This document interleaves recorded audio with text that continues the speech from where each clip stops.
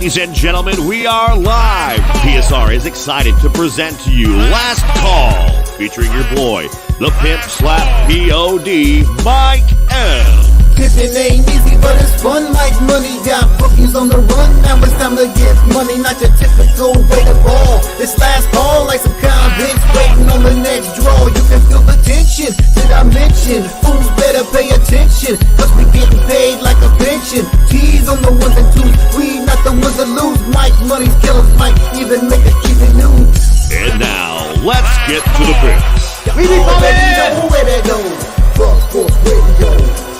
No, we be coming.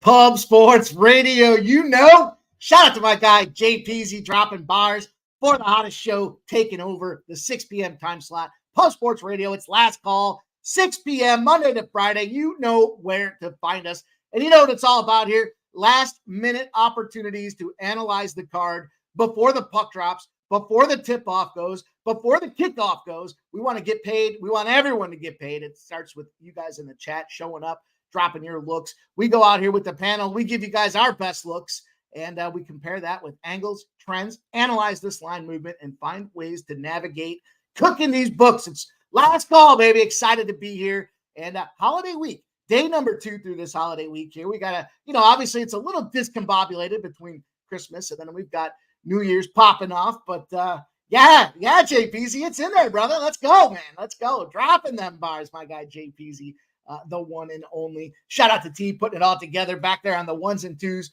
stitching it up, giving us the intro, best damn intro in the business here. We continue to get better. We don't rest on our laurels. We continue to get better. And it starts with guys like JPZ coming in here, giving his hard work for the cause as well. So excited about today's card. You guys know what's up here. We'll recap. Everyone's getting out of work, getting through some of these holiday parties. Maybe you stopped at a happy hour. It's all good. 6 o'clock Eastern. We're going to do what we do. We got a lot of games coming up tonight. Finally, some of this recess, this winter break is getting behind us here. The NFL just threw up a whole bunch of games for us there. So it's nice to have a couple of days off of the NFL. Now we're rolling into college bowl season here for official plays that are popping off. Not only these 5 and 7 teams making bowl games, but now we're starting to see some real true combative opportunities out there. Then we look over, we've got the NHL back from their Christmas break, and that's been our cash cow. So we're going to go slay that dragon tonight.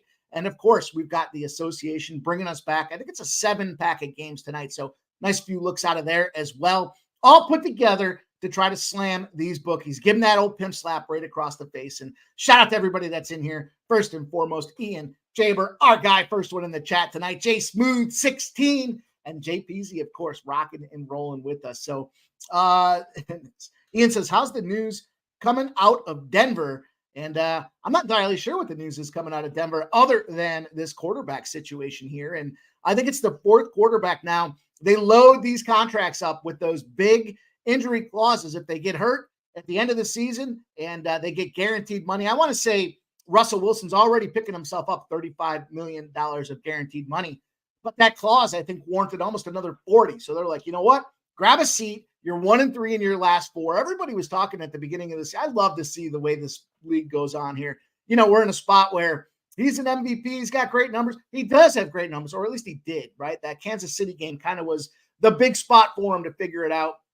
And then ever since then, there's been a little bit of regression. The rest of the cupboards are bare out there in Denver, and now he's the latest victim of a giant injury clause in his contract, putting his ass on the pine to ride out probably the rest of the season. So, hey, I don't feel bad for him. Guy's married to a superstar, got a ton of cash in the bank. He's got a world championship out there. I think he's even got that Texas Rangers contract when he wants to move away from the NFL. These guys get these pitching contracts. It makes me laugh, but appreciate everybody dropping in here. You guys know what's up. It's Last Call. We ask you to do 3 things. That's it. 1, smash that thumbs up button on the YouTube video. If you haven't done so already, take a look down. Help us get the word out here. We're trying to grow this thing here, and we continue to find positive results. So we want to make sure that everybody knows what's going on, liking the retweets. All that stuff helps us grow Pub Sports Radio and what we're doing here with Last Call, not just here on the chat, but or on the panel, but you guys in the chat. The second thing we ask you to do, grab a pen and paper, write down these plays here. We got them all night long here. Early games, 7 p.m. Late games are going to pop off at 10:30. We got looks across the board. And then last but not least, share your plays in the chat. It's not just about us here on screen, but you guys as well out there sharing your hard looks. And everyone's trying to do the same thing, right? All the eyes, all focused on the same thing, building bankrolls and beating these bookies. So that's what we're all about here with Pub Sports Radio and Last Call. And we want to let everybody get some time to filter in here, funnel in, because it's going to be a big card, fun card tonight. You guys know, usually end up with that 10, 11, 12 sweet spot of plays for the evening and stretch it out across the night. So first and foremost, though, transparency, most important thing we do. Let's put a big recap out there for yesterday. And look, it was a 500 day, 3-3 day, kind of a middling spot out there.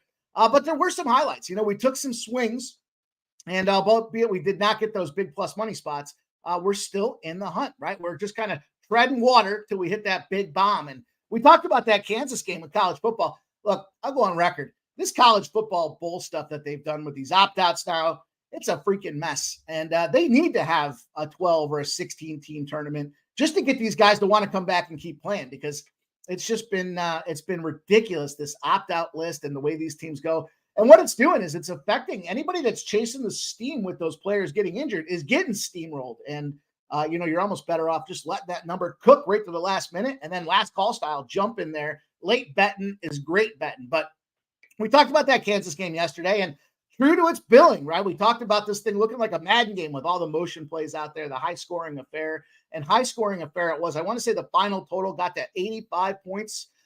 We had the first half over 33.5, and, you know, it looked like it was a 7-7 first quarter. Kind of a touch sweaty, but that second quarter, things opened up, and it never stopped. So the Kansas first half over 33.5 was a nice way to get in and out of there. We tied the Miles Bridges points. Miles Turner points, 12-plus points, plus the Houston Rockets spot at plus 115. You know, Miles got his. Houston didn't get theirs, so we'll see if that's a rebound spot for them tonight. And then the Boston Kings spot there was a nice little minus 120 trying to take the juice down. Boston got theirs. The Kings couldn't live up to their end of the bargain. But you know what? We did have the Washington Wizards. We talked about the lack of defense, and there was no defense in that game. We got that over 237.5. The Memphis plus 5. How about that? We talked about it. If you watch that game, that was a lot of fun at the end there. I mean, it was kind of one of those college basketball turnouts where you just had foul after foul after foul trying to get it done. Guys missing the extras, the second free throws at the buzzer to go to overtime. But the better team prevailed. And that's what we had here last night with Memphis plus 5. We leaned to the plus 160 money line. The plus 5, they were getting beat up early. I was like, oh no, did we make a mistake? But nope, they got the job done. The Ja Morants continue to move forward. And, you know, that guy there with his gun shooting trigger there to celebrate his game scoring victory out there was, I don't know, something that's, do you learn? I mean, you can do what you want, but why do you want to do that? Come on, man. You're slapping it in the face of all your sponsors, but whatever. We got the plus 5. And then the Clippers came through and burned us there. They won by 9. The spread bloated up to 13.5 and then started to drop back during last call. You know, they ended up winning the game by 9. The spread by tip-off was 11. So, of course, what do? I jump back in again. I'm like, it's 11. Let me take that opportunity. And look, didn't work out the way that we wanted it to. So that's going to bring us to a 3-3 day, plus the one spot on the lean. So all in all, we're moving forward. It is what it is. Shout out to my guy, Ron Crawford. I see you out there, Ron Crawford. He's got the NBA spreadsheet play of the day, Houston plus 3. Also tossed it out there and said, Ja Morant, Memphis, 4-0 straight up and against the spread with Ja back in the lineup. And it's fun to see. You know, they were so bad early in the season. I was like, I can't believe this really is the situation. But it is what it is. Ron Crawford also shares his spreadsheet play of the day in the NHL. Lacing up the skates, our guy Ron Crawford is out there with the Minnesota Wild. Looking forward to talking about that game. He says, why did the UNC West Virginia line drop to 3.5 by kick? Steam chasers, man. Steam chasers. They're looking at there, seeing who's in and who's out, and it's just a significant overreaction. In that case, I believe it was coaching news. But nonetheless, Caddy Daddy, man, I had the worst migraine today. Just took a long, warm shower, drank a couple bottles of water. Now he's focused and ready for the slate. Listen, clarity of mind is the most important thing. Shout out to all you guys that capped the night before, and I know that's an important element to what we do here, but it's hard. It's hard. The science of the brain here. Hard to go through, look at games all day, watch games all night, live bet all night, and then go in there again that night and make plays for the next day. The brain needs a little bit of time to process, and that's a fact. That's a scientific fact. That's not just a last call fact, but certainly want to see how some of these lines in these markets react as well. There's our guy, Joseph Thompson, dropping plays again. Top model play from our guy, Joseph Thompson. We know he's been firing hot right now. He's got the Chicago State Cal Baptist over 132. It's gone up too much already. Bet it last night. Oh, there you go. There's the concept about betting the night before. He also likes the Morgan State, Virginia over 132. Joseph Thompson, my guy. Hope you get that cash. Lots of luck to you. And what's T say here? I'm scrolling up here. Bulls are stupid. Just said that to DJ Big Boss for the expand the playoffs. Absolutely, Tease. I mean, that's what it's got to come down to here. You got to give these guys some edit instead of, if you ever look at it, if you're not aware, these guys get ridiculous packages from the head sponsors of thend bowl games themselves. Like some of them are catching PlayStation 5s and all kinds of meal tickets and passes and back end sponsorships associated with it. Look it up. It's almost like when a movie star goes to do a celebrity, like a Grammy or an Oscar presentation where they give them these giant gift bags that go along with it. The better the bowl game, the better the gift bag. But that's not enough anymore. PS5s aren't enough. These guys getting NIL dollars. They're making $3-4 million. Some of them are making more playing college football than some of these starting quarterbacks in the NFL. So you gotta incentivize these teams even more than that's already going on out there. There's a lot of money to go around that pie. It's ridiculous to kind of shortchange these guys. Crumb says, let's go, Crumb. My guy Crumb in the chat there. Justin McGalvey, he's got the stacks BOD on them Sixers plus 110 with a 120 and 117 record. Shout out to our guy Justin sharing that Sixers look for us. Big O says, happy Wednesday. You know what it is, Big O. It's hump day. Hump day. Guess what day it is? It's hump day, boys and girls. Let's go. Crumb likes the Rangers. Oh, look at this. He's got a Hershey Bears money line parlay out there. Love the look into the AHL, a little minor league hockey combined with the big team, the varsity and the JV programs out there for a little parlay for our guy Crumb. Thanks for sharing. And there's Andrew G. What up, Andrew G? Thanks for coming in here, rocking with us. Here we go. It's last call, guys. You know the situation. We're going to look at line movements. We're going to look at trends. We're going to look at all this late breaking information and try to get ourselves on some winners. Love to see the plays you guys already have out there because a few of you guys are seeing it the same way I am. And I was hesitant to start this thing off when it came to kind of rolling into this thing with a college bowl game, but I did see a spot that I liked here, and we'll start this thing off. We'll talk about this Louisville USC game. So big game coming up, 8 p.m. Eastern. And what I was looking at with this thing here when it came down to it is not a lot of steam, contrary to what you would think going on out there. The entire USC team has all but gotten up and left this program. The line opened at 6.5. We're sitting at 6.5. We have 57% of the bets and 62% of the cash on Louisville. So, that's an interesting spot there. Tease, what's he say? Mike, the Hershey Bears been the Flyers minors. Used to love going to those games. Yeah, I was a Phantoms guy out there, especially when they had the Phantoms at the Spectrum Center. I think they moved to Lehigh Valley now, but when the Phantoms were right there, man, we had some great fun. I know my brother would come into town. We'd see some of that minor league, especially when Rochester was playing them boys, catch an NHL game in the same weekend. And I love that little quadrant of the four sports teams that they have right there at Broad Street in Philadelphia. But anyhow, let's go back to this one here. The total with this game, Louisville USC, opens at 57.5. 64% of the bets and 54% of the cash on the over. We're not seeing that thing move either. Interesting spots here for this thing because, when you look at this breakdown and kind of who's in and out of this game for Louisville, not a ton of movement. Now, their big wide receiver and their big running back, Jamari Trash and Jawar Jordan, are not going to play in this game. Big impact for their offense. And if you think about the offense in the last game that they played with Florida State, they got it done. I think the total was like 17-7. Not a high-scoring game with all the weapons in place, but they did find a way to win the conference championship. Now, of course, Florida State, sour grapes, trying to sue NCAA, trying to sue the ACC, trying to sue everybody that didn't let them get into the program. And what does their lead quarterback, their star quarterback do here? The backup quarterback's leaving. He's out. On the other side of things, though, if you look at USC, you got a slew of guys out of this thing, up and down the lineup here. Not so much so many lead guys, although if you look at the opt-outs, Caleb Williams, you guys have already heard this by now, I'm sure, 761 snaps. We know who Caleb Williams is out of this thing. Rashad Lloyd, 398 snaps at running back out of this thing. Brendan Rice, 469 snaps at wide receiver out of this thing. Difficult spot. Injury. Right guard, right tackle, Jarrett Kingston with 668 snaps. Missed the final game of the season. Not going to be out there again for this one. And the question now is, what's Kalen Bullock going to do at safety? 845 snaps, one of the leading guys on defense, now considering jumping out of this game and opting out as well. So just a lot of craziness with this game. If you look up and down the transfer portal for USC, 3 wide receivers, Michael Jackson, Relic Brown, and Mario Williams, all out of that thing. Not a ton of snaps between them. Michael Jackson's the big 206 snap guy that's out of there. Tight end Jude Wolf out of there, 68 snaps. But again, it's like a lot of these kind of middle tier guys. So you got a lot of the key guys there that decided they're going to opt out entirely. And you got a lot of those kind of mid-tier guys that are debating whether or not they're going to get playing time. Maybe the news already came down. You're not getting playing time next year, and they're going to move forward and move on out of there. So Lincoln Riley does have his hands full. And what's funny about this thing is if you look at the way USC started out, doesn't it feel like it wasn't that long ago that they were undefeated and running hard? And then, of course, they start getting a couple of those losses and they compounded themselves. And here they are finishing this season at really a paltry rate. When I looked at how this game I thought would line up, given the lack of movement is kind of where I kind of drew my attention to this thing. The fact that we've got everybody banging on Louisville, it's not moving. The fact that we got everybody banging on the over and it's not really moving, were kind of 2 flags for me. And I thought about, well, why wouldn't it be moving here? Maybe Louisville doesn't cover.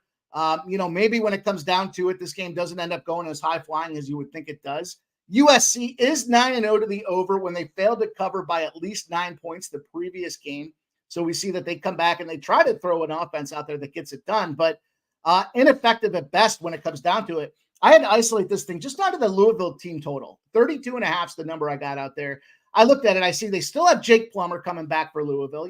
His best collegiate season. He had 3,063 passing yards and 21 touchdowns. Now, granted, I mentioned Jordan and Trash coming out of there. That's certainly a big factor, but, they still have their senior running back coming out there with 649 yards and 6 touchdowns. Senior guy, they're going to give this guy a ton of work. That's going to keep, in my opinion, the USC team off the field. It's going to give us that opportunity for Louisville to be competent and capable going down the field with their lead guy at quarterback and Jake Plummer to get the job done. And if you look at it as well, their receivers are still coming back, and their defense for Louisville is kind of where the trigger point was for me. This is kind of where I thought about it and saying, we see a ton of over trends for USC.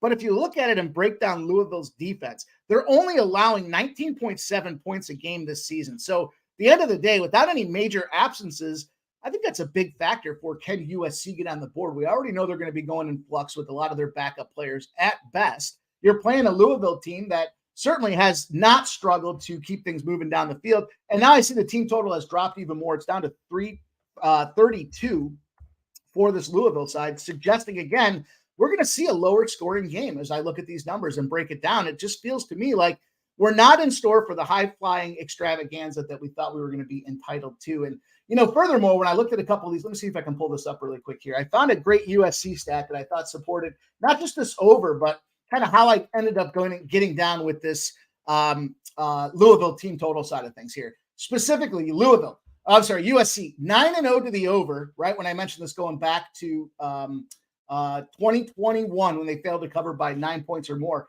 In those games, though, the sample of those games, they're allowing the team to score 41.5 points against them. So 32 for me in this case here, with majority of the offense coming back for Louisville, the line not moving on really either side of this thing. I don't want to be involved in trying to pick who's going to win this game. It just seems like there's a lot of quirkiness that's been popping up and moving on at the end of this thing. Enough for me to say, I don't want to get into the side. I don't want to get in the total. Did I say Jake? I thought I said Jack. Whatever. Jake, Jack, Tease, thanks for coming in here, being a card as you are. So let's go. Let's get this one done. And let's lock in the Louisville team total. I do see 32s, JPZ, the 32. Let me see where I found that 32. Let me take a look. Let's take a dive at this thing here. 32. There's 31.5 at FanDuel right now. 31. Thanks for having me. Look, 31.5 at FanDuel, minus 111. We'll call that the number. We'll take that 31.5 at FanDuel at minus 111, and let's keep it rolling. Jack Plummer, courtesy of my guy Tease, Jack Plummer is going to go out there and I think torch this defense. I think the offense gets the job done. I want to say they're going to cover in this game. I'm just concerned that it's going to be some garbage time at the end and USC finds a way, even though we've seen time and again in these bowl games, these guys, they opt out, they're transferring out, they're not playing the game. But what happens is these teams still find a way to fight. There's still a lot of guys out. They've got 112 guys on the team to go out there and get it done. Even if you lose 20 of them, you still got, enough to go out there and field a program to get the job done. So I like that team total. That's probably going to be the only spot that I play in college. I know that a lot of guys talked about that Oak State game. I'll give you guys the numbers. I'll give you the splits on it just because that's kind of what we're all about here. Caddy Daddy says Plummer, 250 plus passing yards at plus 100. Caddy Daddy, I would have to, let me just take a peek at this here since you're asking the question. That's a tight one. That looks like a pretty sharp number. So in that spread that I was just telling you about with the USC 9-0 to the over, the average passing yards for those quarterbacks are 246. So you're under that number, even though it's plus money. That's a little scary. Now, doesn't that mean it's the end all be all? Of course it doesn't. We know that by now. But to me, it's just a spot where, I'm just be a little reluctant to go with a number that high. Maybe if you could bring that down a little bit, 230 plus, that 225 plus. I don't know what the juice is on that, but for me, I think with that senior running back, you're not going to see a ton of offense out there, a ton of passing plays that go deep. I don't think they need to pass the ball and go deep. I see that USC is going to struggle to put points on the board, and maybe I'm wrong with that, but I just think the opportunity at minus 111 for the 31.5 just made a lot of sense for me. So let's move forward. Let's keep it rolling. I mentioned I would talk to you guys about the splits here. We'll jump into hockey in just a second, but I did want to give you guys the numbers for this Texas A&M. I know a lot of folks are on this Oak State side of things. I can't be mad at that. There's like 20 guys that opted out on the Texas A&M side of things here, but the Oak State line opened at 4.5. Now, granted, that was when they were both kind of queued up and teed up to play with starting players out there. As we've seen opt-outs, the Texas A&M side has picked up the ball and decided to go home. The line has moved all the way to minus 3.5 for Oak State. But line shop, if you're thinking about the A&M side of things, Texas A&M can be found at plus 4.5. There's 73% of the bets and 85% of the cash on Oak State. And obviously that number's moved pretty significantly. That's kind of why I don't want anything to do with that game. I just feel like the best of the number's gone. I know, shout out to the boys C-Mac and Babano. We're talking about that number at a better spot, way better spot earlier this week. Do I like the 3? I wish that 3.5 was 2.5. I'd consider Oak State at that point. But I think the angle of attack for that thing is 9 Eastern start time. Good opportunity to live bet that game, especially if Texas A&M can come down there and score early. Maybe we can get Oak State around to pick them. I think Oak State gets the job done. I just concerned that number's, I mean, you're 8 points against where it opened up. And I know the opt-outs, but are there any combination of players in college football that are worth 8 points? I don't think so. I mean, at 4.5, I'd almost have to go the other way and jump on A&M. Let's look at the total for a second. It did open at 53.5. There are some 55s out there right now. 83% of the bets and 85% of the cash on the over. So we have seen a 1.5 of movement. What's interesting about that 1.5 of movement is even though everyone's out for Texas A&M, they're still thinking we're going to see some scores in there, which I think goes back and supports the reason for the dog with A&M. Again, it's not an official play. It's not even a lean I'm giving out, but I still think Texas A&M, that's a tricky number. It's just it's a tricky number. I don't have a feel for the game. I lost a lot of money on Oak State this year because they just had some bad spots that I took advantage of them and they took advantage of me. So that being said, Justin B says there's a billion hockey games. Give us hockey picks now. Justin B, I got a billion hockey picks for you here. Kelly B says still like Texas A&M first quarter and half. Oak State digs themselves into a hole. Isn't that the way Oak State plays time and again? They certainly dig themselves into a hole. Sharon Pulliam says chat for how's it going? I guess I read that one poorly. So English is not my second language, but sorry about that. Justin B says, let's all meet up at the city and trash the downtown set place on player. Hey, I don't know about that, but that sounds like a Canadian thing when it comes to their hockey out there. Nanya says, y'all forget A&M has some of the best D linemen in the country. I don't disagree with that, Nanya. That's going to be an interesting spot. And there's Justin McKelvey says, added Louisville over 32.5 team total. Like it. Did you go over NHL and NBA yet? I have not. We just wanted to kick off with this college football game. Kind of whet the appetite for what's to come. And let's move into hockey now. I love hearing you guys want to get into the pucks here. Let's lace the skates up and let's talk about it. You'll see no absence of plays tonight. All these teams coming back from the holiday break. And that kind of made me question one thing right off the gate here. What do teams do when they're coming back from holiday breaks, or at least in this case, when they've got multiple days of rest? And I drove those numbers up. I found it. Home dogs particularly, when they and their opponents have 2 or plus days rest in the month of December, they're 18-11 outright home dogs.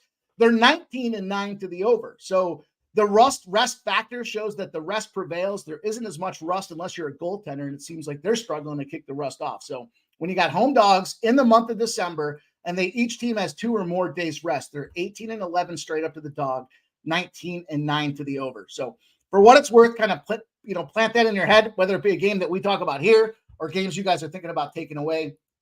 But I am taking away this first game here. I'm looking at the Florida Panthers and the Tampa Bay Lightning. And it's the Battle of Toronto. It's the Battle of Florida right now here. This is great way to kick off this kind of post-Christmas break for the NHL. We've got the Lightning kind of found their rhythm. They beat up St. Louis. They beat up Vegas. They took it down Washington 2-1 in Washington. On the flip side of things, the Panthers, they're 1-2 in their last 3. They did beat Vegas 4-2. That was a big win for them the day before the Christmas break there. They were able to kind of put the focus back down there and get it done.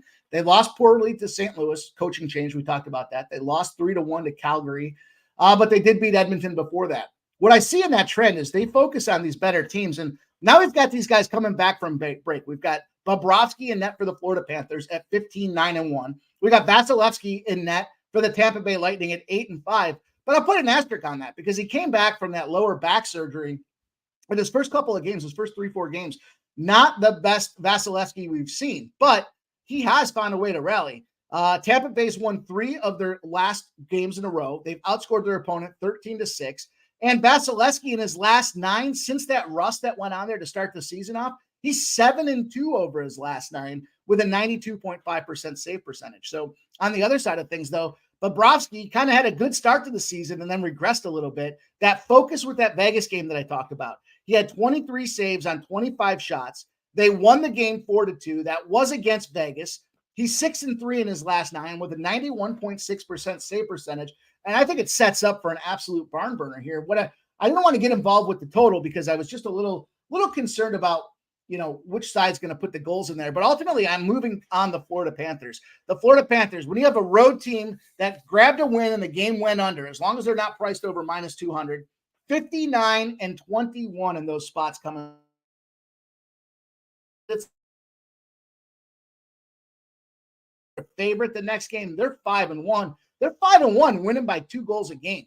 So the Florida Panthers no longer are the 120s out there. That's a sign I like to see. I do see the 124, so it's a modest increase in juice for us here. But again, all signs point to Florida Panthers taking it to the Tampa Bay Lightning as Tampa Bay comes back from their break as well. Big finish for Tampa going into the break. I think it's a bad start for Tampa. Joe Madden under 6. I'm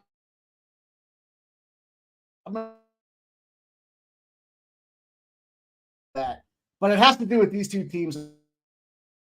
Maybe I'll share it with you. These two teams play, and it's a knockdown drag out score fest. So, I'd be reluctant on that under 6. Albeit again, it's that anything could happen coming back from the break. It just sets the table for these two teams coming back from the break in a spot where we know the Dogs tendency to have their games go over. And let me see if I can pull it up really quick here on the fly. I know I just had it. Let me see. I don't know if you guys even care to hear it, but 20. So these two teams have a 25-5-2 trend to the over tonight. Not a spot that I wanted to jump into, but when the team's either in Colorado, Vancouver, Tampa, or Nashville, and they have rest coming into the thing, we've got an over spot for these games tonight. So doesn't mean that it's going to go over. Just means it's something I would be concerned with on it. But I like the Florida Panthers. I think Florida's going to be the pride of this thing here. 19-12-2. Tampa Bay 17-13-5. But I did want to point that out because I saw that. I looked at that under long and hard with these two goalies. But man, Kucherov's found his groove now with Tampa Bay. It'll be a fun game. I think that'll be a fun game. So we'll see what it looks like here, and let's keep it rolling. So next game we're going to talk about for you guys on the NHL slate. We're going to talk about Columbus and the Devils here in a game that everybody's expecting scoring. I've heard a lot of people say they like the Columbus Blue Jackets in this game. Look, friends don't talk friends off dogs, right? That goes for a lot of things. But for what it's worth, 98% of the betting cash here, all the cash, let's call it all the cash at 98%, are coming in on the Blue Jackets. It's moved from plus 220 to plus 230. So for what that's worth, everybody thinks the Blue Jackets are going to win this game, and the line is moving against the Blue Jackets on the money line. I don't know. The plus 1.5, that's a minus 110, 34% of the bets and 69% of the cash on the Blue Jackets. Friends don't talk friends off dogs. I would never talk anybody off a spot where we can get an opportunity to cash over 2-1 our money. But the spot that I looked at in this game, I was going to pull the trigger on it, but there's a couple others that I wanted to get into. I look at this goaltending matchup. We got Merzlikins in net at 7-8-5. We got Vanacek in net at 12-6-1. And contrary to the opinion of the Devils spots here, the Devils started out the season flying high with overs, but I'm leaning to the under in this game here. I see a lot of the cash coming in on that over, 85% of the bets, 80% of the cash on that over 7. And, 7's a big, lofty number in the NHL. Vanacek, 1-1-1 in his last 3, but he's only allowed 3 goals or less in his last 4 games. So he's not getting lit up like the Christmas tree that was. Columbus, on the other side of things, still a team that's not getting a lot of goal production. They're 1-2-1 in their last 4 games, 6-3 loss to the Devils the last time they played out there. I think it's that opportunity where you just played. It was December 16. They played head-to-head. You've got a spot here for previous opponent was either Dallas, Toronto, Detroit, or San Jose. 22-31 for those teams, but 12-38 to the under, going comfortably under by 1.11 goals a game. The New Jersey under 7 sounds so good I might have to take it. There's a couple other spots that I was debating jumping in on, but I lean to the under 7. It's a strong lean for me. I'm just so close to pulling the trigger. I've got a lot of action out there. You know what I almost would think about or consider is with everybody liking Columbus, what about a parlay between Columbus and the other? I don't know. That's just a spot I don't want to get I want to get involved with, but we'll see what happens out there. We'll see what it looks like here. Shout out to everybody in the chat, guys. If you haven't done so already, let's take a look at the like button. If you haven't hit that thumbs up already, then please do so. Help us grow the brand out here. And it's laggy because I went into a separate site that I didn't have pulled up. So got to be prepared for this stuff here. And I saw that number and I wanted to get to it, but hey, nonetheless, let's keep it rolling. Let's talk about this next game. I know I'm fading the storm on this one. Everybody likes these Boston Bruins. What's not to like? They lost 4 games in a row. They never lose back-to-back. We've been burned twice on that this past week already. And here we go with this Bruins spot. They're bringing out Swayman, 9-2-4 Swayman. He was 9-0-2 Swayman until he went 0-2-2 in his last 4 games. And on the other side of things, it's the birthday boy, Devin Levi, coming out there at 7-4-2. Yeah, it's his birthday. 7-4-2 for this guy. 2.25 goals against for Swayman, 92.7%. 3.25 goals against for Levi at 89.2%. I'll tell you what, a couple factors here. First of all, let's get the revenge narrative out there. You guys have heard me talk about this before. If you were a home favorite and you lost to the team, and now you're a road favorite, you're 518-272 over almost an 800-game sample in the NHL. Certainly supports Boston. But pull the covers back a little bit. Swayman, 0-1-2 in his last 3.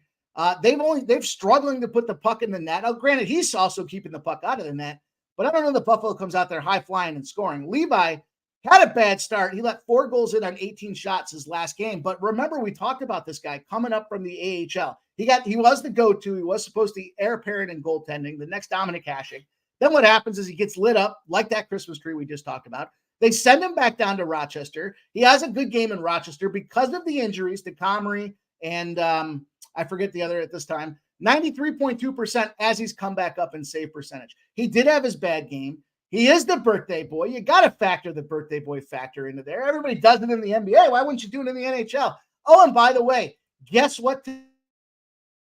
Anybody at night in Buffalo, when they wear them black and red jerseys with the Buffalo head on there, they're now 12-4 in those spots, 1.19 goals. If they're going to get up for anybody, they got to get up for a Boston team that isn't a suspect spot. I can understand anybody that wants to take the Boston Bruins and thinking a minus 148 spots cheap. We did that twice. I did that twice this past week before the Christmas break. But ask yourselves this, 90% of the bets, 86% of the cash on the Bruins, the line's not moving. Everybody's betting the Bruins. The line's not moving. Do they not know that it's Devin Levi's birthday? Do they not know that it's Goat Head Night? Well, you guys know all of that information. And that's why we're here, and we're going to pop this Buffalo Sabres team plus 130 spot right now. That is a suspiciously low line for anybody that's thinking about taking them. JP.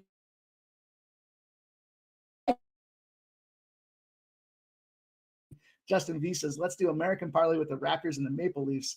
That doesn't sound like an American parlay. That sounds like a Canadian parlay. I'm not an expert in geographic team situations, unless you mean that they're coming back across the states, but Toronto's not coming across the states. Nasty Nate says, Bruins smash. Of course he says that, Nasty Nate. Good to see you out there. Of course, all you guys, Leonard, George Vegas says, does anyone else feel like they've seen more flags in bowl games in the last 2 days than they usually see in an entire college football season? It's absurd.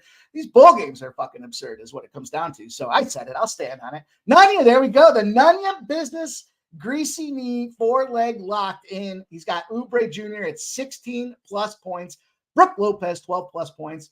Gerando, Louisville running back, anytime touchdown. I love it. The senior. That's the senior we just talked about. And then Ollie Gordon, Oak State's running back, anytime touchdown, plus 311. Nani, I like that spot. I like the creativity. I like that you cross sports. I can't get into the collegiate player props, but I like it. So Ian Schraber says, smash him like you smash the like you donks. What up, Dana Delp? Everybody out there. Justin McAlvey says, yeah, me both. When I lose my stacks, I be on BS. Yeah. Hey, listen, we're all on that stuff here. Nobody likes to lose. It's what it is. Nasty Nate, Justin Wilden. Nunnia says, how much we putting on that -1.5? CMAC got it, plus 166. What 1.5? The Bruins? The Bruins? All right. Hey, nobody's fading the Sabres more than me, and now I'm playing on them. So let's see what that's worth. I mean, that doesn't matter for anything here. It's a lot of fun, though. It'll be fun to see what happens with this game. I'm sure we'll be popping around some live streams later for you guys to drop in and make fun of me for taking them Sabres because it's the birthday boys day here. But it's the birthday boys day, and they're wearing the goat heads. That's an intersection positive point right there. You can't mess with that. Let's go. Give me that plus 130. And for the fact that low just seems incredibly suspiciously low. Everybody's betting on it, and it's not moving. I can understand why you would take Boston -1.5, though. Why would you not have an opportunity for them to come out there and smash it plus 165 as I see now? So anyhow, let's keep it going. Let's keep it rolling. No, it's all good. You guys are all good. I'm just interacting with you guys. I see it in the chat. I want you guys to know that I see what you're saying, and I like it because, believe you me, when I'm on the wrong side, I think, son of a bitch, none of it was right. Let's go. Let's keep it moving. Next game we're going to talk about for you guys, the Carolina Hurricanes, Nashville Predators, a.k.a. Cashville. And this might be another spot where I'm kind of turning the plane into the storm. I'm not buying it. I'm not buying what these Nashville Predators are selling right now. And I don't care if you're going to put Saros in goal. Saros 15-12, their number one goaltender. He's having an incredible run right now. There's no question about it. On the other side of things, Kucherov in goal for Carolina at 7-7-3. They both match up pretty comparably in the goals against average, 269 versus 282, and save percentage, 89.4 versus 90.9. So Nashville should be the spot. Everybody should be jumping on Nashville. But again, here's a spot. Previous opponent, your Dallas, Toronto, Detroit, or San Jose, 12-38 to the under. Very much a similar trend that was active for two teams today, 2 games. One was the Devils game under 7. The other game is this Cashville spot under 6.5. The Carolina Hurricanes should be wanting to get back to that defensive grounded game where they're keeping the puck out of the net and they're keeping it out of their end zone. But they've been struggling to do so thus far. Last game, Kucherov has 5 goals on 28 shots. Not a great spot to be in. However, he is 3-1-2 over his last 6 games. He's averaging 92.7%, and he's got 2 goals or less in his last 4 games. On the other side of things, Nashville has lost 2 of their last 3 games. Saros, he's been playing well, but let's look at his last game. Let's question his mental headspace right now. 2 goals in 15 seconds to lose to Dallas 3-2 in regulation in a spot that they should have had me getting paid. I couldn't believe how quickly those goals got in there.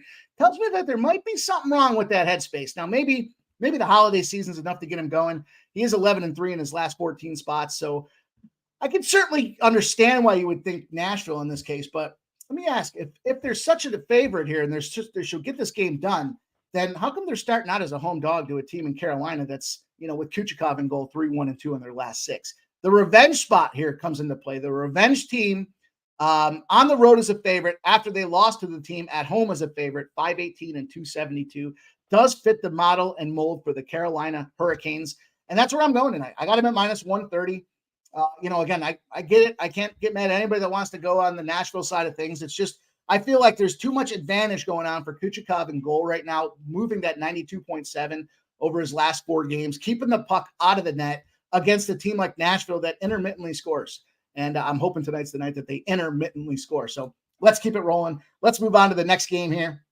Next game we're going to talk about for you guys. A lot of hockey to cover, bunch of NBA to cover, and we're going to get everybody up out of here to cash them tickets. So next game on the docket, geez, I might be moving against everyone again. What's he doing?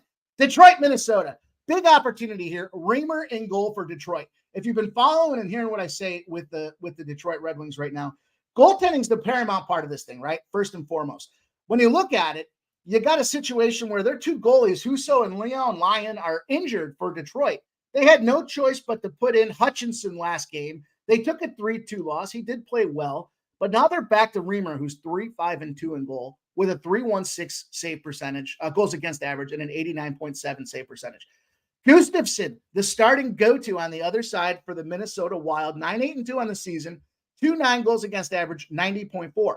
We've been tracking what he's been doing. He's been stepping up. He started out poorly. He's moving in the right direction now. Your home team, after a win, if you're in Minnesota, Arizona, Edmonton, or Colorado, are 27-7. They're winning by 1.59 goals a game. When you're the home favorite, you scored more than one power play goal the previous game and one off and under. You're 27-15 covering the games by a goal as well.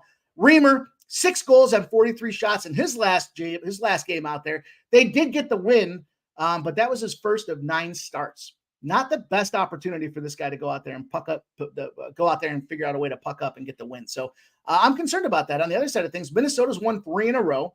Gustafsson's allowed 2 goals or less in 7 of his last 9 games, and Detroit's 1-5 in their last 6. So I don't think it's a buy high or a buy low opportunity for Detroit. I think just the opposite here. You know, they gave Gustafsson the game off there previously, so he has an extended rest period coming into the break. The challenge that we had with Minnesota a couple of weeks ago is they just kept running Gustafsson, and they started to run him till the wheels fell off. Well, now he's got that little bit of rest in him. The team's still been firing regardless, and I think it's a great opportunity to take advantage of the Minnesota Wild -135. Next game up. This is a treat. I was excited about this game. Can't wait to give you guys this next play here. It's a double dipper. We're going to see how the double dipper works tonight, but a little bit of dip for over spot here. The over 5.5s are out there now. I'm still going to stay with the 6 because it's even money. So let's see here.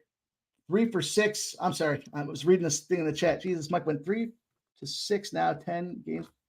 Sorry, Mike. No, we do NHL. Oh, we'll get to that. We'll get to the rest of it. Sorry. You guys got me thrown off there. It's all good, though. It's all good.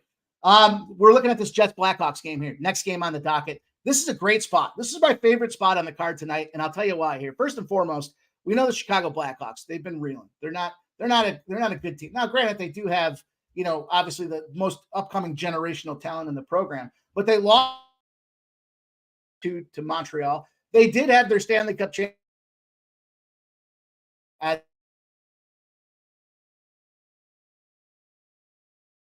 The Jets, on the other hand, 4-1 in their last 5 games, a huge cruising victory against Boston 5-1. And here's the numbers and why I kind of jumped into this thing. First of all, Winnipeg, Hellebuck, no question. One of the best goaltenders in the NHL right now, 16-6-2, 2.37 goals against average, 91.8% save percentage.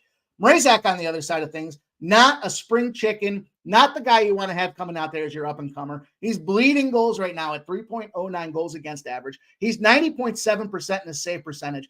Get these numbers. I love these numbers when I heard them out there. When you have a rested Chicago team plays to the over when the games are on Wednesday, Fridays, or Sundays as a dog. They're 12-0 the over in those spots when they have rest on those particular days of the week. They're losing those games 4.2 to 3.4. That's 7.6 goals, and you're going to give me a total. I saw the 6s, and now I see these 5.5s. My concern is, can Chicago keep up their end of the bargain? But the 6 at even money for me was the spot I had to go. I see FanDuel's got 5.5s juiced at -130. I don't think the 6 is going to be that big of a factor. But when I looked at the other side of things here, we've got Hellebuck coming in 10-1-2 in his last 13 games. He's held the opponents to 3 goals or less in each of those, and he's rolling out at a 93.8% save percentage. Also another spot to consider. When Chicago's at home and they've got a rested opponent, we just came off the holiday break, as long as they're not over a +400 spot there for Chicago, Chicago's 1-27 in those spots. They're losing those games by 2.25 goals a game. Chicago rested on the particular days of the week lends to an over of almost 7.6 goals. Chicago at home, when their opponents got rest, Chicago's 1-27, losing by 2.25 goals on that. I double dipped. I got the Jets game over 6 at even money. Then I went to the parlay. Give me this Jets -1.5. And the over 5.5 was available on DK at +200. So, Dan Kelly says, if you're concerned about it, why not keep up because I'm not a big team total guy. I've kind of commented on this in some spots before. I'll take a dabble at some of them, but I think that in this case here, the Jets can win this game 5-2. And, for me, could the team total get there? It could, but the team total is 3.5 at -125. So I was trying to navigate the lesser of the juice there to increase the ROI or strengthen the ROI for me. But I appreciate the sentiment. I've been trying to get to some more team totals. You've seen that, with some of these college football games that I've thrown out there. Just kind of the concern I have. Can Chicago get to 3 this game? Well, they've shown historically they can't, which means we need to see the Jets get to at least 4. A 4-2 final wouldn't surprise me. A 4-2 or a 5-2, a 5-3 spot wouldn't surprise me either. So we'll see how that game plays out, but it was a double dipper for me. Just some big trends going out there. 12-0 to the over, 1-27 to the Winnipeg spot on the puck line. I just think it's value with Winnipeg's puck line. The puck line for Winnipeg is +105. I see a +110 out there. One of them. Everything else is not around those +105 spots. If I'm going to go with that, I'm going to take the opportunity with the parlay. If I get to 6, I push the 1 spot, and I still get the 2-1 on the money. So I'm making an official show ad here. Last spot I'm going to add for the card here. I'm looking at this Calgary game. I was on the fence. I was listening to some of the boys earlier today on Jimmy with the Bag, and they've got the Seattle-Calgary game. They got Dackert in goal at 7, 5, and 8 for Seattle. You got Markstrom in goal at 8, 9, and 8 for the Calgary. Look, Markstrom fell out of the limelight because he had a fractured finger. Guy broke his finger. Since he came back from the broken finger, he's gone 2-0. He made 58 of 59 saves in those 2 games. He's 98.3% save percentage. Albeit that he did have one kind of wrinkle in the plan. He did have a 4-goal game there where he let up 4 goals on 33 shots. That said, home favorites priced between even money and -160. So I guess -105 and -160. After an over and a loss, 25-6 in the bounce back position. 1.16 goals out there. A little more juicier than I wanted to get involved with, but I know they just beat Seattle 3, and you could argue is the revenge factor in theory. It's not the same revenge factor we've talked about before. This is a road team coming into Calgary. And, I just think it's a good spot now. You got, a Calgary team that's 4-0-2 in their last 6. They're whooping opponents 21-10 in terms of the scoring parameters out there. I know it's juicy, but I added it. I was back and forth. I had it in. It made the cutting room floor. I'm going back to add it and fill out this hockey card. And the last spot for you guys in the NHL, just a lean for you here. I looked at the San Jose LA Kings game, predominantly a lean because it's a later start for me. Close some. Am I going in and out? Hopefully I'm okay. Hopefully you guys can hear me. Let me turn this up a little bit. It's tough. I got to look between these two. So when I get excited and scream too loud, it gets a little spotty. So we'll see what happens. We'll monitor. I'll talk to T later about it. This last game I looked at, the San Jose Sharks, the LA Kings, Kokkonen versus Rittich as far as this goaltending matchup is concerned. And just a lean for me to the over at this point. I see a lot of the bets are coming in on the over. 35% of the bets, 96% of the cash on the over. The LA Kings, not getting the cash right now either. 49% of the bets and 58% of the cash on the San Jose Sharks. It's the front end of a back-to-back spot for Rittich. He is going on his second start in 4 games. And his last start, he was pretty efficient. He was 15 of 16 saves with a 93.8% save percentage. San Jose is 0-5. They've only scored 9 goals in those games, so they're struggling to score. But when you previously played in Montreal or Calgary and the game went over, you're 24-7 to the over. You're going over by almost an 8-goal total in those games. The 6 is a little suspicious to me, but I'm going to consider that as far as a late night ad. If I add it on Twitter, I'll make sure, or on X, I'll make sure you guys see it there. Make sure you're following me at pimp/POD on X. Haven't officially decided on it yet. I don't entirely like what I've seen. I haven't seen official goalie confirmations, although it does look like Rittich is the guy that's going to be in goal for the Kings. It is the front end of the back-to-back coming off the holiday. I don't know how motivated they are to score a bunch of goals on a suspect team like the Sharks. I don't know if they need to score a bunch of goals. If the Sharks come out there and put up 1 and they score 3, everything loses. Team total loses, the over loses, everything but the Kings, I guess. But you want to take the Kings at -345? That's not me. That's not how I want to play. Let's keep it rolling. Tarek B says, what up, Mike? Any look on the Caps game? Yeah, I looked at the Caps and I looked at the under in that game. I didn't pull the trigger on it. I thought it was a sleepy spot for the Rangers right now. The Rangers have been playing red hot though. So that one did concern me quite a bit. I do think it's a lower scoring game. I think it's a tighter scoring game, but I don't like the 5.5. I wish it was a 6. I'd jump on that thing under, but let's keep it rolling. Shout out to Wine Time Sports. Yeah, guys, I navigate between like 16 windows here. So I don't get to you. It's not because I'm hating on the comments. It's because I got some other things going on. So make sure you do me the favor and let me know if things get glitchy or laggy. So let's keep it rolling. Let's talk about the association. I got a 4-pack for you guys here in the association tonight. trying to keep it clean in the NBA. It's a big NHL card for me. I've said to you guys before, I know my sweet spot is that 10-11 game mark, and I can turn unit profit there considerably, and we're taking some nice plus money shots to really build on it. So I wanted to keep it tighter. There's no college basketball for me tonight. There's 2 games in the college basketball arena. Tomorrow will be a better college basketball spot. Tonight was not the spot, but I opened the card up for the NBA specifically with the 76ers game, and I'm taking the points. And I don't care if you're going to tell me Embiid's not playing. I don't care. I've said it before. These injuries, they don't matter. They're factored into the line as far as how much these guys are worth. And you can argue with me all day until we're blue in the face about it. That being said, the Sixers did open up at -1, are now plus 2.5, 40% of the bets and 39% of the cash. The total opens up at 224. It's moved up to 228.5, 79% of the bets and 74% of the cash on the over. These numbers are already baked in. If you wait to find out if guys are in or out, you're going to miss the best numbers that are out there, and they're already handicapping it based on what the questionable status is with these players. When I looked at the 76er spot here, the number one thing that drove me away from, taking the Orlando Magic, because I thought initially that number is suspiciously low, but these are 2 of the best ATS cover teams in the Eastern Conference in the NBA. And then the case cracker for me, you got a home favorite that's playing an in-conference game coming off a 0 days rest with traveling back from an away game, are 1-7 against the spread, and they're losing by 7. I wouldn't be surprised to see the Sixers come out here and just dominate this game and win it outright. But I want the basket in my pocket. I think it's going to be a chippy game that comes down to it late.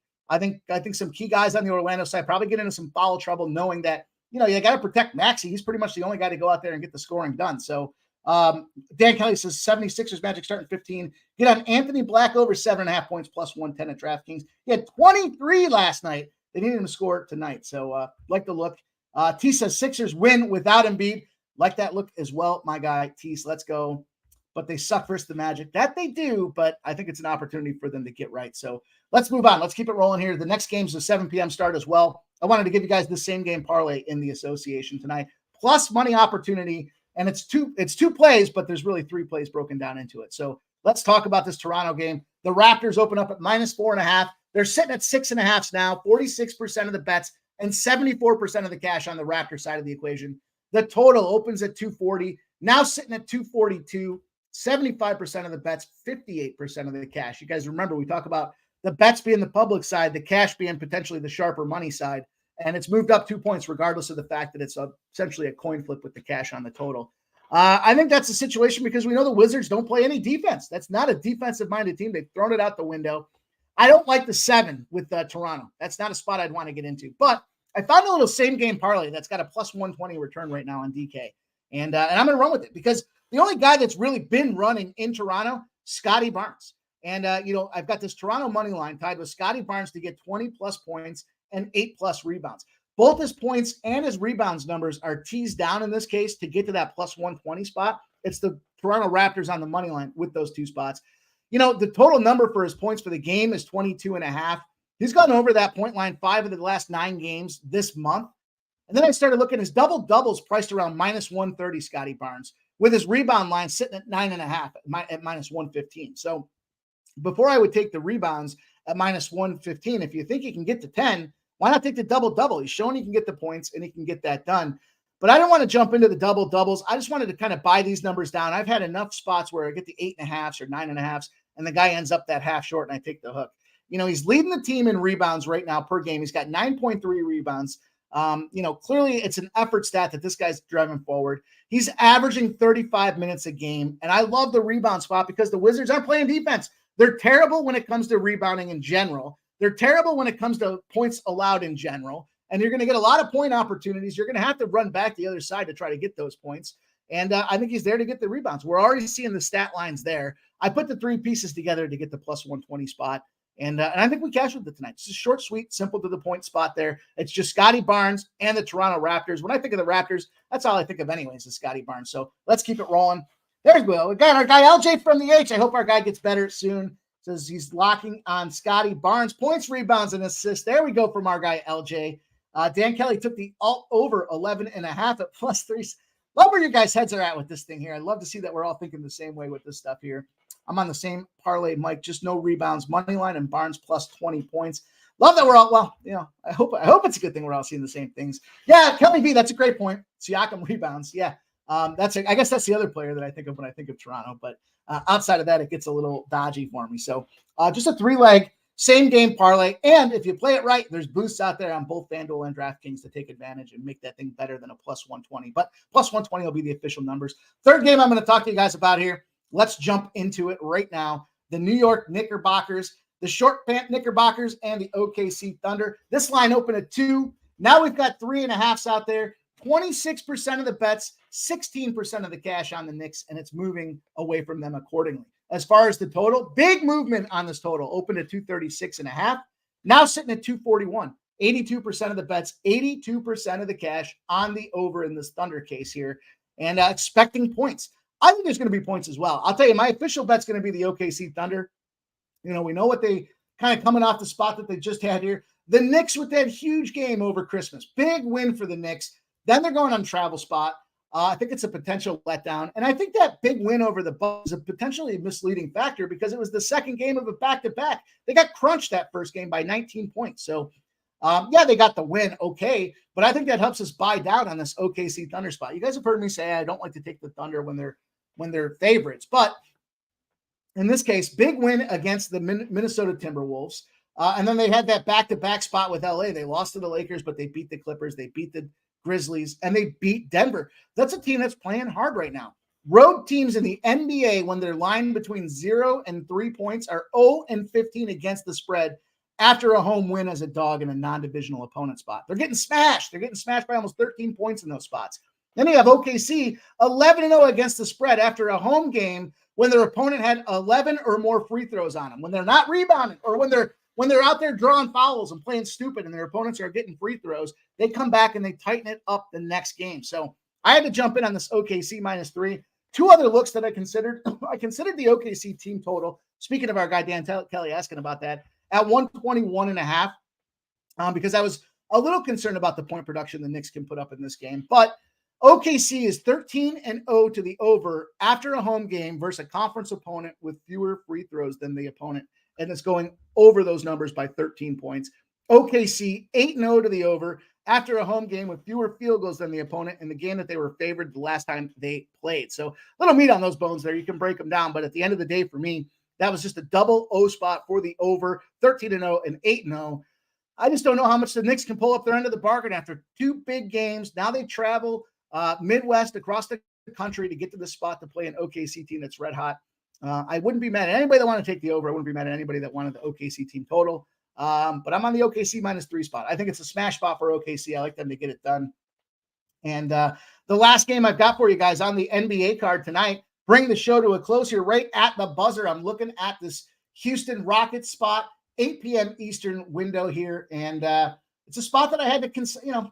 We're coming off a loss, right? We know what's happening here with Houston. Bad spot for them here. We've got this thing opened up at +1.5, has moved to 3.5, 66% of the bets, 46% of the cash on the Rockets, and it's moving against them. So that's kind of that red flag for me. That's where I had it kind of in there as a play that I liked officially, but I had to back off it because I know that Pacers game probably had to take a lot out of them. It's the second game of a back-to-back. The NBA trends for second games of back-to-backs do lend to the overs. You guys are smarter than I about this NBA stuff here. We know those legs get tired. I know I hear Dan Kelly talk about it all the time. The legs are going to gas out, and then the defense goes by the window. Non-divisional road favorites are 23-1 against the spread if they lost the previous meeting as a favorite. So big spot out there for a rebound revenge spot, 23-1 opportunity for the Suns. It's now 3.5 that I was leaning to for Houston, thinking nothing more than just a Houston bounce back spot, but just not a spot that I could get to. So I leaned to Houston.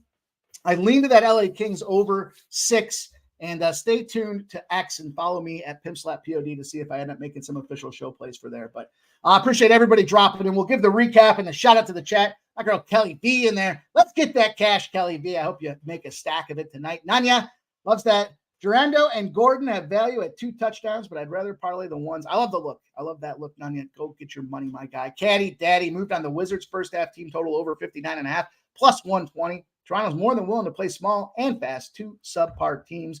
That'll allow points. Appreciate the look, my guy. DJ Hardy says, got one on the Super Boost. I'm sure he's talking about some info in the chat. Kelly V calling her shot on Randall tonight. She likes Julie's Randall spot out there. Chris Comentini's ready to roll. He says the refs are blind as F. I'm sure we're talking about some college football out there, guys. I appreciate everybody dropping in. Michael Bland is out there. Says Wizards first quarter plus 2.5. The Raptors 2-7 against the spread in the first quarter on the road. They've lost their last 5 first quarters overall. Our guy Michael B dropping some stats in there. Ian Shaber, of course. Dan Kelly. LJ, hope you get better, my guy. Appreciate everybody dropping in. Let me run down the recap one last time. We'll get everybody up out of here and get to making that cash tonight. We started out. We got the Louisville team total over 31.5. Moving on down, Florida Panthers money line, Buffalo Sabres money line, Carolina Hurricanes money line, Minnesota Timberwolves, Minnesota Wild money line. The Jets over 6 money line is even money. The Jets minus 1.5 and the over 5.5 is 2-1 plus 200. And then I added the Calgary Flames, the 76ers plus 2.5, the 3-leg parlay, the Toronto money line, Scotty Barnes 20 plus points, 8 plus rebounds of plus 120, and the OKC Thunder at -3. That does it for us tonight. You guys know where to find us. We'll be back same time, same place. Shout out to Pub Sports Radio and the gang. My guys out here rocking. We're growing. We're building. The fellas are all about the hoops at 7:15. Make sure you catch them there. Tell them I sent you over. Cash with them boys are firing right now on the hardwood. Should be a great night. Thank you, Dan Kelly. Thank you, Real Deal Prime. Thank you, Nunya. Thank you, Caddy Daddy. Thank you, Kelly B. Thanks to everybody out there, including my guy T back there on the 1s and 2s to make it happen. I'll see you guys tomorrow. Same time, same place. Stay pumping, baby.